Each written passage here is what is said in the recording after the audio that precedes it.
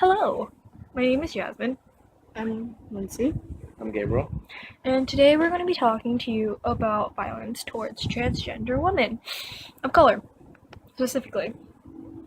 For disclosure, none of us here identify as transgender. We just want to discuss this topic and spread awareness about the issues surrounding this topic. To start off, a transgender person is a person who does not identify as the gender or sex that they were born with. So, if they're born a male, they might feel like they're female or something entirely different because it's kind of complicated. So we're just gonna focus right now on the violence towards these women and like some of the things that contribute to the violence towards these women. So A few key words that we're going to go over are transgender, which is relating to a person whose self-identity does not conform ambiguously to conventional notions of male or female gender. Patriarchy. Social relations of power between men and women and women, men and men, that maintain the current system of oppression and power. Misogyny, the hatred towards women or anything feminine. Transmisogyny. Julius Serrano's definition of transmisogyny as when a trans person is ridiculed or dismissed not merely for failing to conform to living up to gender norms, but their expression of feminineness or femininity. Racial oppression, discrimination of people based on skin color, which is increased when they come out of their community. Culture and power. Culture is used to justify gender inequality and violence by evoking traditional cultural beliefs about how women should be treated, while power sets patriarchy. Systematic gender oppression, violence against women that maintains a structure of gender oppression and gender norms.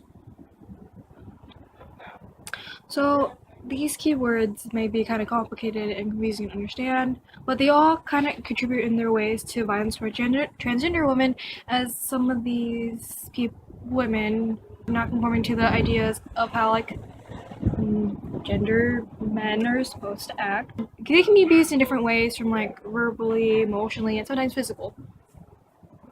Today we'll talk about the violent acts taken against transgender women.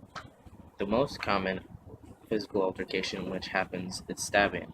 It is because knives are more accessible than guns, so trans women are more likely to be murdered through stabbing.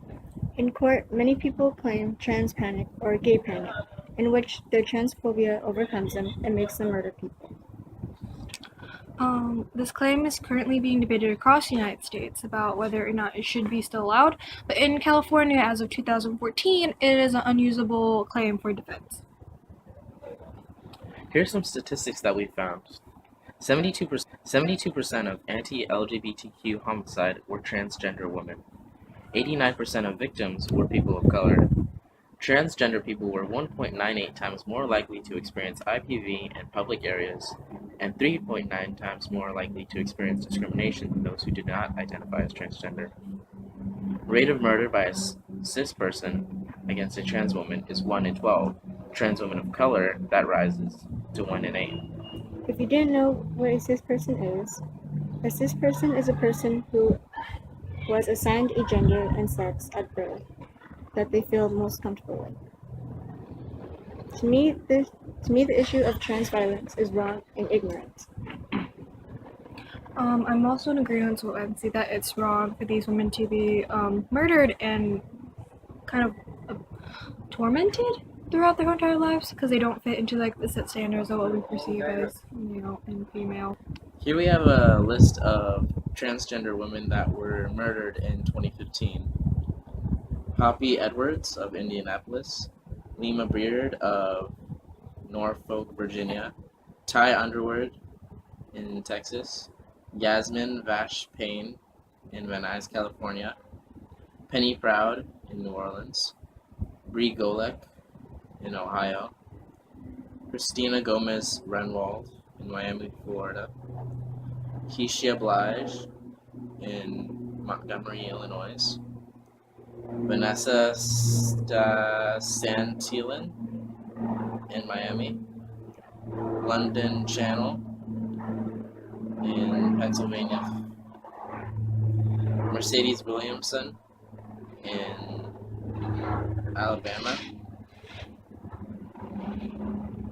yeah, Amber Monroe, Kansas Capri, Alicia Walker, Tamara Dominguez, Fernanda Olmos, Keisha Jenkins, Marcela Estefana Chocobar. So, this is only a list of women in 2015. There were two more women murdered in 2016, and we think that this is a really sad topic, and that's why we want to spread awareness about it. So, links to our information will be down below, and I hope that you guys will search out your own kind of way to help these women out, because I think we're all gonna find ways to help these women out through like non-profit programs. So yeah, thank you. We hope you have a nice day.